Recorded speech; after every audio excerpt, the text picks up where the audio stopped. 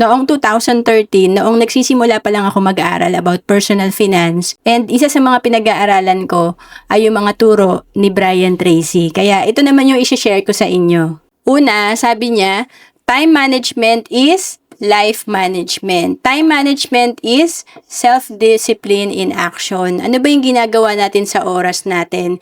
Kasi mula nung natutunan ko na importante pala yung oras, tinigil ko na yung paglalaro ko ng online games at hindi na rin ako masyadong nanonood ng TV. Importante yung ginagawa natin araw-araw. I-check natin yung mga to-do list natin kasi hindi naman yan paramihan talaga ng gagawin. Importante alam mo yung mga dapat i-focus mo or yung mga priority mo.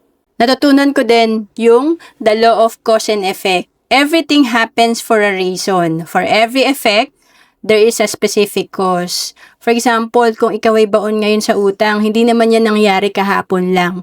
So, i-check natin ano ba yung naging habit natin or spending habit natin 5 years ago, 10 years ago. Kasi sa savings natin, ganun din. Kaya tayo may ipon. Kasi naging disiplinado tayo sa paghawak ng pera 5 years ago, 10 years ago. And ito rin yung natutunan ko sa kanya, your life only gets better when you get better. And you can improve yourself without limit.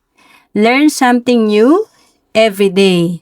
I-improve natin yung sarili natin. I-improve natin yung skill natin. Kasi dito tataas yung value na nabibigay natin. At kapag marami na tayong alam at nag-improve na ang skill natin, syempre, tataas na yung opportunity natin at tataas na yung income natin. And to know more about savings and investment, message mo lang ako sa Facebook, Roan Celis Capistrano, or email me at roan.capistrano@gmail.com.